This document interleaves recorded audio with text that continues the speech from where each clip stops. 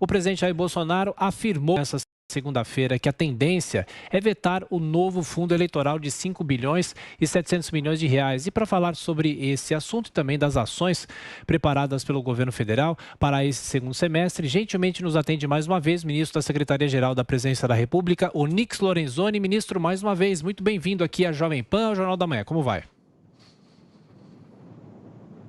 Bom dia, Thiago. Bom dia, Adriana. Bom dia, Rodrigo. Bom dia a toda a equipe da Jovem Pan. Muito obrigado. Ministro, a possibilidade de vetar esse fundão eleitoral, a gente sabe que já no Congresso Nacional uma possibilidade de uma proposta de um outro fundo menor, cerca de 4 bilhões de reais. Como é que o presidente vai fazer isso? Se ele vetar, ele não desagrada principalmente os partidos de centro? Como é que é possível arbitrar esse jogo, já que agora há pouco estamos falando de futebol? Bom, primeiro a gente tem que entender, né, que a LDO, que é a Lei de Diretrizes Orçamentárias, ela apresenta as grandes balizas, né, para o orçamento do próximo ano. Né? Ainda nós vamos ter, até o dia 30 de agosto, a apresentação da lei orçamentária, né? Ou seja, aquilo que efetivamente vai ser executado no próximo ano.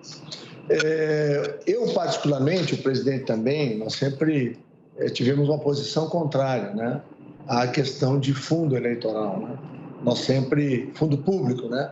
Nós sempre defendemos, né, que deveria ser fundo privado com fiscalização muito rígida, né? Inclusive com acompanhamento real time, né, em todos os momentos da ação do Tribunal de Contas da União, com uma força-tarefa do Ministério Público. Acho que isso seria perfeitamente possível e não misturaria, né, esse sinal que é o orçamento público curto para um país que tem muitas carências com o financiamento do processo eleitoral. Então, essa é a minha opinião e sei que também ele defendeu esse tipo de ação. Mas, bom, nós estamos diante de um fato, né, que o parlamento, que é quem, em última análise, define, né, as questões orçamentárias em nome da sociedade. A gente tem que lembrar que o Poder Executivo propõe, mas quem faz a definição final, a voz definitiva é a do parlamento, restando aí para o Poder Executivo o veto ou a sanção daquilo que foi decidido pelo parlamento brasileiro. E veja que é tão forte esse poder do parlamento que, mesmo vetado, o processo volta para o parlamento para uma nova avaliação, uma nova manifestação. Então, eu acredito também que a tendência seja o veto, né, para fazer com que, na preparação da lei orçamentária, sim, nós tenhamos, então, a definição de um outro valor, né, talvez mais semelhante àquele que já foi usado há 2 anos atrás, o ano passado, ou há 3 anos atrás, na eleição federal de 2018, que me parece que é, a princípio, suficiente para atender todo o processo eleitoral do próximo ano, já que não há nenhuma perspectiva de mudar a regra do jogo nesse momento, no que diz respeito às próximas eleições. Eu continuo coerentemente defendendo que o financiamento público tem que ser para as demandas da sociedade e que o financiamento privado deve retornar para o financiamento eleitoral com mecanismos de controle ainda mais rígidos para dar tranquilidade e transparência ao processo eleitoral. Ministro Onyx Lorenzoni, na sequência, a pergunta é de Joel Pinheiro da Fonseca. Diga, Joel.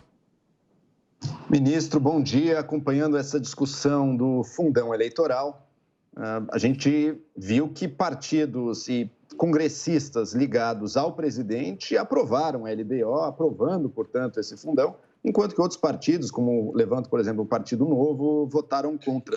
Houve uma instrução do governo nesse sentido? Não. Na verdade, uma grande parcela do orçamento, eu vou voltar a explicar o que eu expliquei na abertura, quem tem o poder de construir o orçamento e definir o orçamento é o poder legislativo, não é o poder executivo.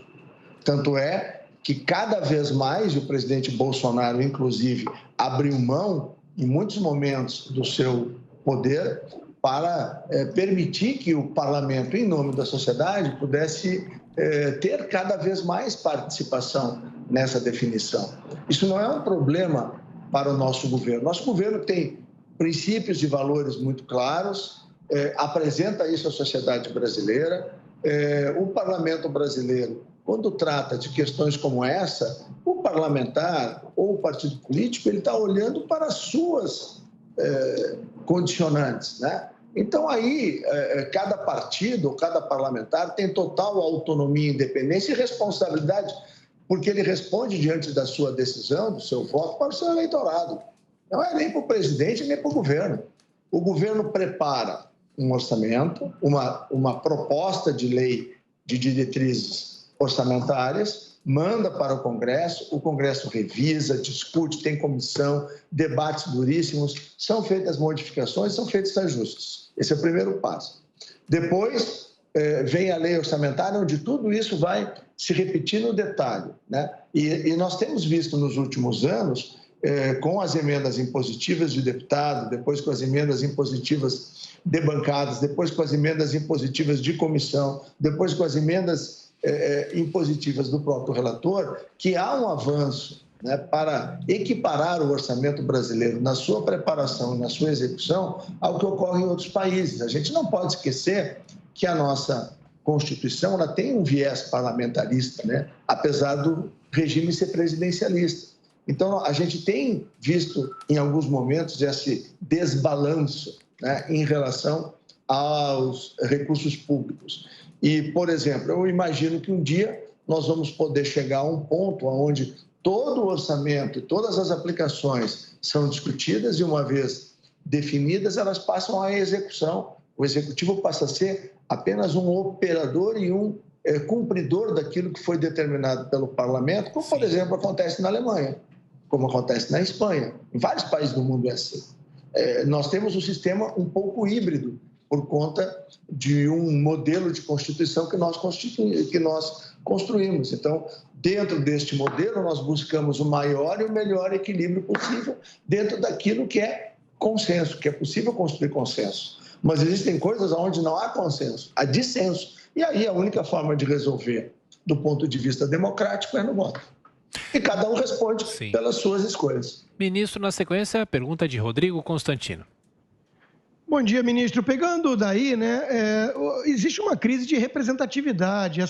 Esse tipo de decisão que é colocada lá é um soco na cara da população brasileira. Fora da bolha de Brasília, isso é percebido como um ultraje, como um escárnio quase, né? O país que mais gasta com campanha eleitoral no mundo. E, ao mesmo tempo, nós não vemos sendo debatido no parlamento, que seria a casa que representa o povo, né, medidas que aproximassem ou aproximariam o parlamentar do seu representado, supostamente, como, por exemplo, o voto distrital, né? São coisas que aproximariam. A gente vê o contrário, distritão e coisa e tal. O que o senhor acha que pode ser feito para trazer mais aquilo que os americanos chamariam de accountability, né? Maior responsabilidade desse que supostamente representa o povo, mas vai lá e toma uma decisão dessas, de gastar quase 6 bilhões de reais para fazer campanha no ano de pandemia?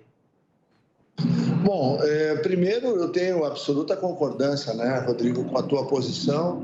Ao longo dos meus 5 mandatos aqui em Brasília, que se soma aos 2 de deputado estadual no Rio Grande do Sul, eu sempre tentei manter essa coerência entre as posições políticas, os princípios e valores que eu defendia e aquilo que eu executava dentro do parlamento. Nós temos muitas dificuldades no nosso Congresso Nacional por conta até do seu funcionamento. Nós ficamos, por exemplo, né, vamos aqui fazer uma rápida digressão para tentar entender isso, né?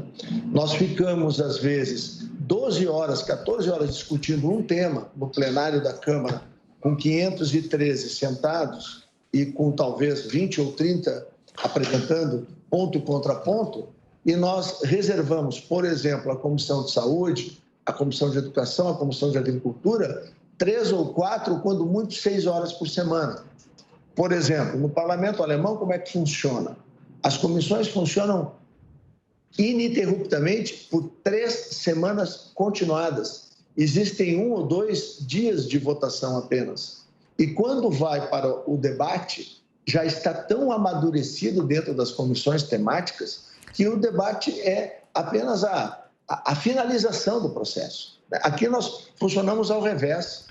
Onde que nós teríamos condição de receber, por exemplo, a sociedade civil para que as pessoas pudessem transformar ou discutir ou aprofundar, seja lá qual for o tema, na área da segurança, educação, saúde ou infraestrutura, seriam nas comissões. Debates longos de 7, 8, 9, 10 horas, 5 dias por semana. Isso daria toda uma outra conformação ao processo decisório e muito mais identidade, viu, Rodrigo, entre o representado, né, e o seu representante.